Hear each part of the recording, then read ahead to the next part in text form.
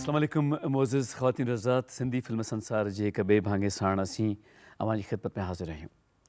अवांजा बेहद शाकिर, अवांजा बेहद ममनून जो तव्हां असांजे प्रोग्राम खे एॾी मोहबत सां ॾिसो था ऐं पंहिंजी क़ीमती राय खां असांखे नवाज़ो था। कोशिशि इहा ई आहे त सिंधी फिल्मुनि जे हवाले सां जेको कुझु असांखे मवाद मिले थो सो हरफ़ बेहरफ़ अवां ताईं पहुचायो वञे।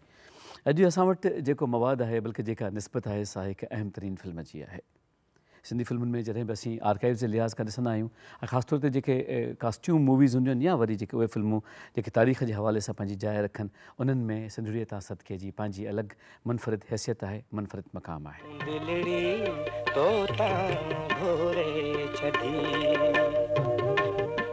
अॼु हिन फिल्म ते गुफ़्तगू करण लाइ असां वटि असांजा मुअज़्ज़िज़ महिमान मौजूदु आहिनि ऐं सरख़ुशीअ जी ॻाल्हि इहा आहे त असां वटि हिन फिल्म जा डायरेक्टर मौजूदु आहिनि साईं जमील मिर्ज़ा साहिब जन। साईं अस्सलाम वालेकुम।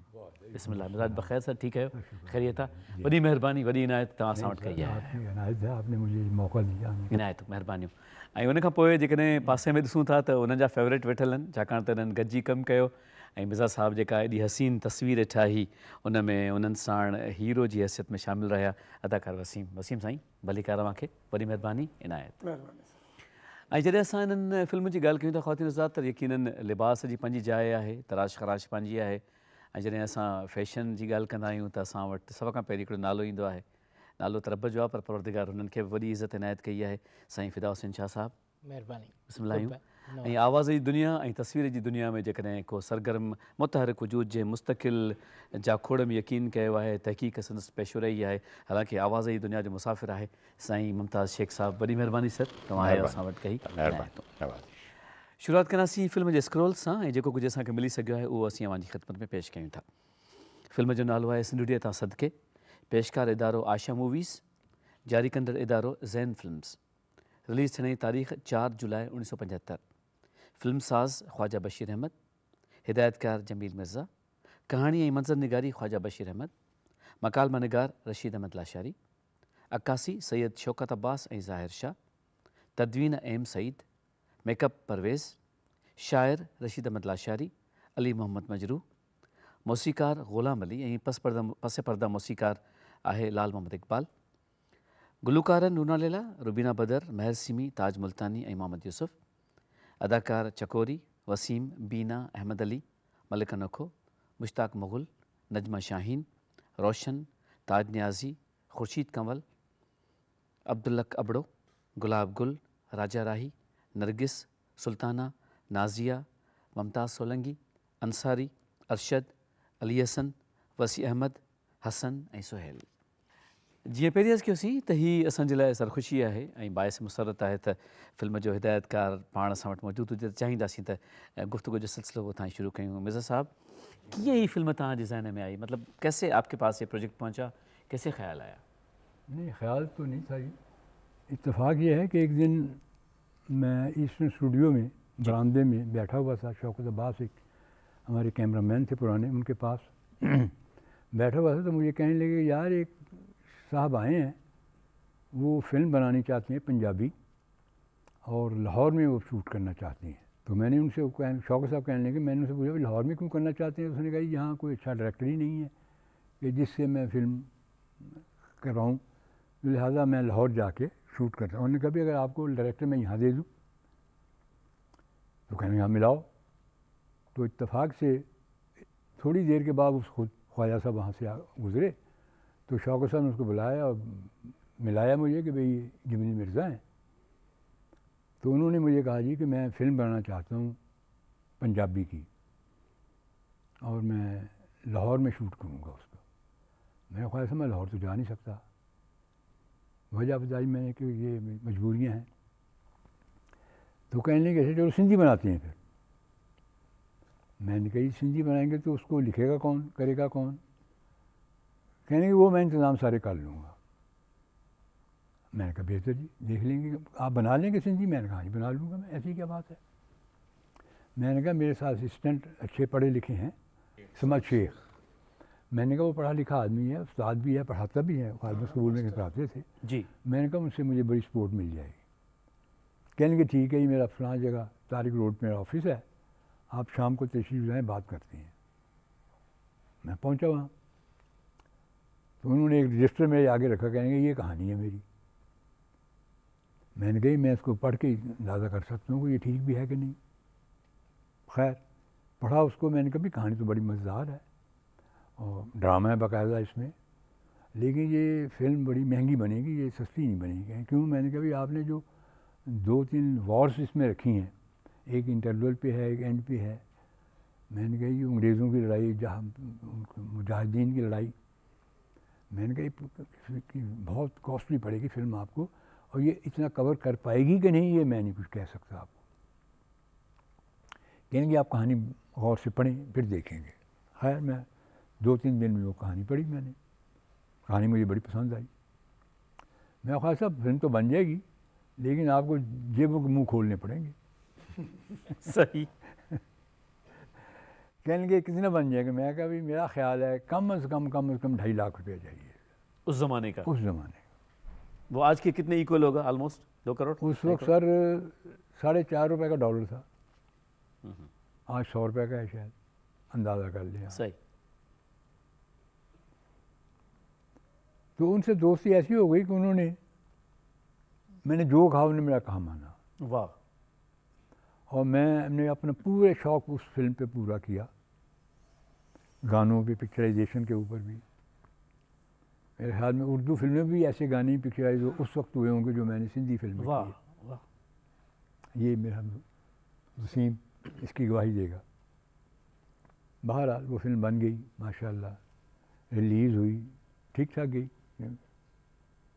उसके बाद फिर 2 एक पार्टीज़ ने मुझे अप्रोच किया फिल्म के लिए, तो मैंने इनकार कर दिया कि मैंने फिल्म लाइन छोड़ दी है मैंने। अच्छा। लेकिन फिर भी एक ऐसा वाक़या आ गया कि वो मेरे बच्चे मेरी आंखें मुझे डायरेक्ट करनी पड़ गई। जी जी जी जी जी। वो हमारे दोस्त से एक ख्वाजा, क्या राइटर का नाम था यार? नज़ीर काविश साहब।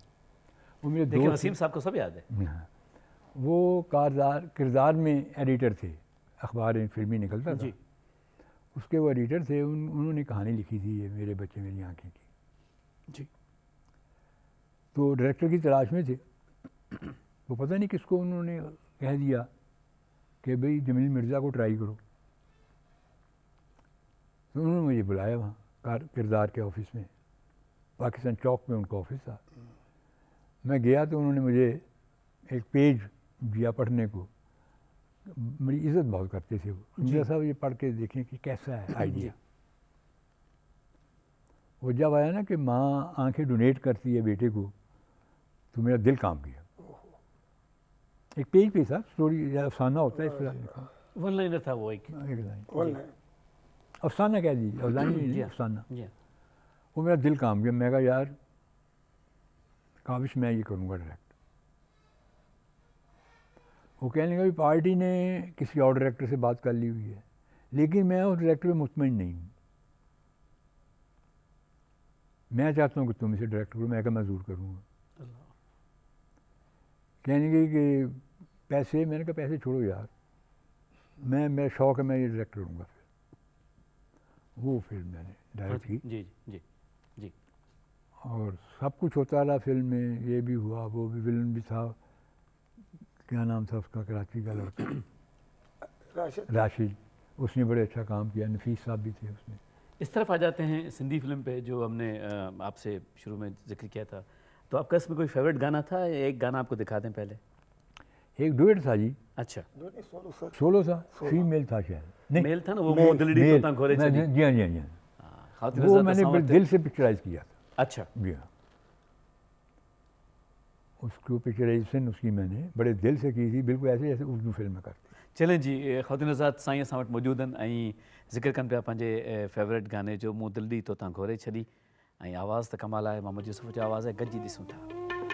मूं दिलड़ी तोता घोरे छॾी, मूं दिलड़ी तोता घोरे छॾी, हाणे जेका सजण तुंहिंजी मर्ज़ी, हाणे जेका सजण तुंहिंजी मर्ज़ी, मूं दिलड़ी तोता घोरे छॾी।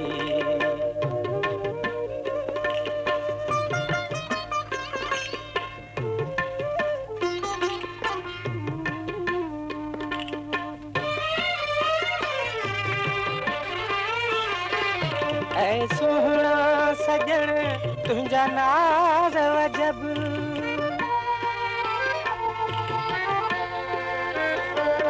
ऐं सुहिणा सजण तुंहिंजा नाज़ वजब इहे कुर्ब भरिया अंदाज़ वजब मूं दिलि जी दुनिया लुटाए छॾी हाणे जेका सजण तुंहिंजी मर्ज़ी हाणे जेका सजण तुंहिंजी मर्ज़ी मूं दिलड़ी तो तां घोरे छॾी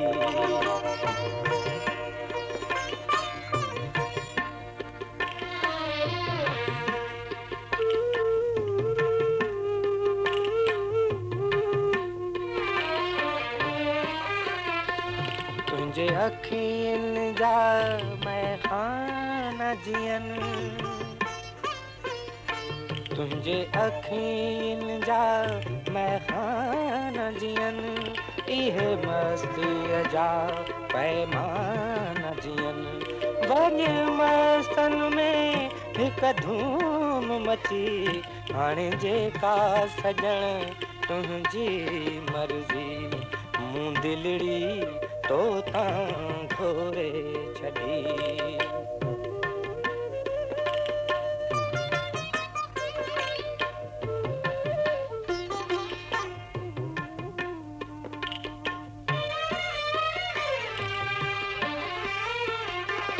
तूं मुंहिंजी जिंद ऐं जान मिठा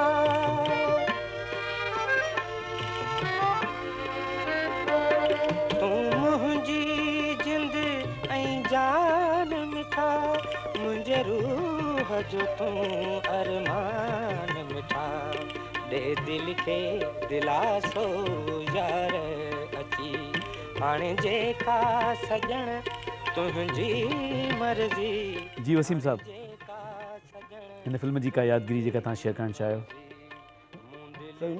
मां त एतिरो चवंदुसि त इन गाने खे 2 ॾींहंनि में असां पिक्चराइज़ करायो जी जमील साहब कयो जी ऐं इन फिल्म खे हक़ीक़त आहे जेको जमील साहब चयो की इन ॾाढे दिलि सां खे पिक्चराइज़ कई पिक्चराइज़ेशन ई तव्हांखे ॿुधाईंदी की ॾाढे मूड सां पिक्चराइज़ थियो आहे ऐं मैडम चकोरी उन सुठो कोऑपरेट कयो ऐं सुहिणे नमूने सां उन गाने खे ऐं गाने जी जेकी रिधम हुई ॾाढी थधी ऐं उन हिसाब सां जेकी कैमरा जेकी वर्किंग कई आहे जेकी डायरेक्शन जा जेकी शॉट्स आहिनि फोटो कैमरे जी फोटोग्राफरी जी त उहा बि उन रिधम ते ई जमील साहब ठाहे वाह दिलि पज़ीर सूरत थी वई ऐं उन खे वरी ॿिन्हिनि मतिलबु पाण खे बि ज़िक्र में आणियां थो की उन्हनि बि उन मूड ते ई उन में पंहिंजो हक़ अदा कयो वाह वाह वाह वाह मन त महिरबानो मोज़िज़ महिमाननि सां गुफ़्तगू जारी आहे पर असां वटि वारो आहे हाणे प्रोफाइल्स जो 2 प्रोफाइल असां वटि मौजूदु आहिनि पहिरियों मुख़्तसिर प्रोफाइल आहे बीना जो नजमा काविश जे वालिद जी पुफी हुई ऐं ख्वाजा जमात खाना पोयां रोज़ी कार्नर बिल्डिंग जी फ्लैट में रहंदी हुई हुन सिंधी फिल्मुनि जो साथ ॾियण जी भरपूर कोशिशि कई ऐं 1994 में वफ़ात कयल बीना हैदराबाद में टंडे आगा वारे क़ब्रिस्तान में आरामी आहे सिंधी फिल्मूं आहिनि घूंघट लाइ कुंवार बादल सिंधुड़ीअ तां सदके हाज़ुर साईं ममता ऐं सुहिणा साईं ॿियो प्रोफाइल आहे नरगिस जो नरगिस पंहिंजे नाले जीअं ई हसीनो जमील औरत हुई जंहिं सिंधी फिल्मुनि में पंहिंजी हुस्न जी जलवागरीअ सां ॾिसंदड़नि खे मोहियो फिल्मुनि मंझि कयल संदसि कमु साराहण जे लाइक़ु आहे सिंधी फिल्मूं नूरी जाम तमाची सोडा पुट सिंधुजा प्यार तां सदके सिंधुड़ीअ तां सदके पोती ऐं पग अदा मुमताज़ तव्हां खां पुछनि तव्हां छाकाणि त मुख़्तलिफ़ तहक़ीक़ कंदा रहिया आहियो लिखंदा रहिया आहियो ॾिसंदा रहिया आहियो हिन फिल्म जे बारे में पंहिंजा असांखे तासुर ॾियो इज़हार ख़्यालु कयो इहा फिल्म इन तरह बि मुनफ़रिद आहे जो उन ज़माने में जेके बि फिल्मूं सिंधीअ में ठही रहियूं हुयूं उहे ज़्यादातर गुलो बुलबुल ऐं इश्क़ ऐं मोहबत जे दास्ताननि ते मबनी हुयूं हीअ पहिरीं फिल्म हुई जेका जंग आज़ादी ऐं अंग्रेज़नि जी हिते आमद ऐं हिते जेके सन ऑफ सॉइल या जेके हिते जा सिंधी माण्हू हुआ उन्हनि पंहिंजी धरतीअ जी हिफ़ाज़त जे हवाले सां जेको कुझु कयो जी उनखे इन फिल्म में ॾेखारियो वियो हो ऐं इहो ॾाढो बोल्ड क़दम हो जो इहो खयों वियो ऐं जमील मिर्ज़ा साहिबु जहिड़ो बहितरीनु हिदायतकार हो त इहा कॉस्ट्यूम फिल्म एॾी कामयाबी हासिल करे सघी, न त माण्हू गाना ऐं ॿ टे फाइट्स ऐं विलियन ऐं इन टाइप जी फिल्मूं पसंदि कंदा हुआ। हीउ तमामु अनोखो ऐं मुनफ़रिद तजुर्बो हो जेको अकामयाब वियो। छा साहिबु तव्हां छाकाणि त हीउ कॉस्ट्यूम्स जे हवाले सां बि हिकिड़ो वॾो कमु थियल आहे? जीअं ॾिसो, सभिनि खां पहिरीं त credit goes to director. Director जॾहिं ॾिठो ऐं साइमीअ में तोरियईं त फिल्म कॉस्ट्यूम आहे, त हुन ओॾी महिल डिमांड कई त भई जीअं फिल्म कॉस्ट्यूम आहे त इन जे लाइ मूंखे बजट बि वधीक खपंदी। सही। ऐं जमील मिर्ज़ा साहिबु जिन फरमायो त संदन प्रोड्यूसर खेनि उहा बजट तमामु पूरी करे ॾिनी। हाणे जमील मिर्ज़ा साहिबु जेका ॻाल्हि कई त मूं पंहिंजे दिलि सां हिन गीत खे फिल्मायो, ऐं वसीम साहिबु चयो त गीत जो टोन ॾाढो थधो हो, पर उन जे बावजूदि कैमरा वर्किंग, कैमरा ज़ूमिंग ऐं मैडम चकोरीअ जी जेका कोरियोग्राफी आहे या जेके एक्सप्रेशन्स आहिनि हीरोज़ जा, ऐं उन ते वरी मैडम चकोरीअ जी जेका कोरियोग्राफी आहे उहा कमाल जी आहे। ऐं उहे उत्साहींदड़ जज़्बा ऐं जज़्बनि जी अकासी करणु ऐं शाइरी ऐं मोहम्मद यूसुफ जो दिलफ़रेब आवाज़ ऐं उन दिलफ़रेब आवाज़ में रखी करे इहो बि क्रेडिट डायरेक्टर खे थो वञे त उन जेको दिलि सां गानो पिक्चराइज़ कयो आहे उन में उहा उत्साह जी चाशनी कीअं भरिजे ऐं इहा ॾिसण में अचे थी। ऐं असांखे महसूसु थिए थो त वसीम ऐं चकोरी असांजा दिलावेज़ फ़नकार आहिनि ऐं जिन जी केमिस्ट्री ऐं जिन जी ख़ुशबू असांखे परदे ते अञा ताईं मोहे थी। शाह साहब ॻाल्हाइनि पिया था त लॻे पियो थो त मक़सदु वाज़े थिए पियो थो, ऐं मक़सद जे हवाले सां वरी असां वटि हिकिड़ो आइटम मौजूदु आहे, साढा मक़सद यार वे महर सिमी ताज मुल्तानी जो आवाज़ु आहे ऐं छा त सदाबहार पेशकश आहे।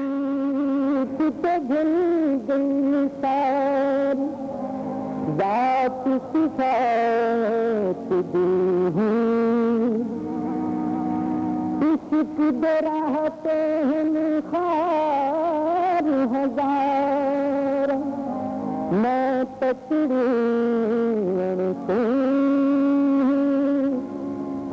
रल सयाद मुबारक सर देत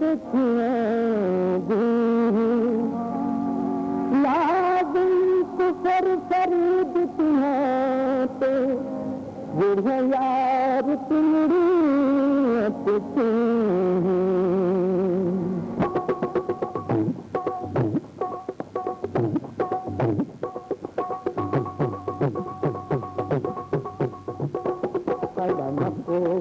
यार दे डेरे विच कदमक यार दे डेरे विच यार मनावण यार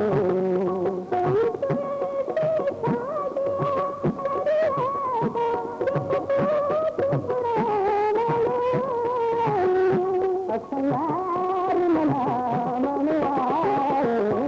कदमक यार दे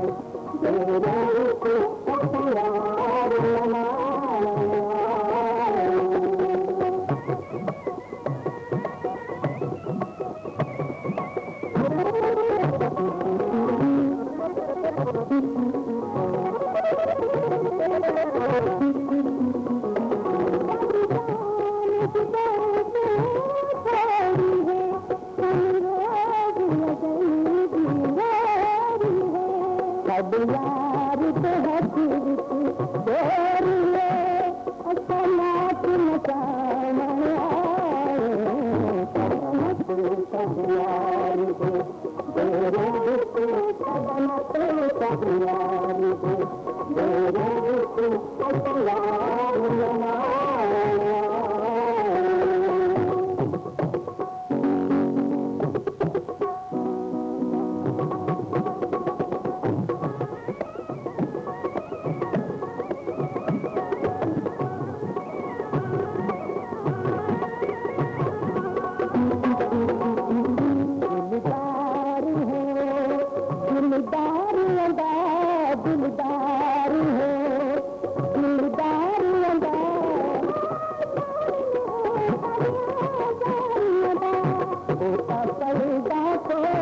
है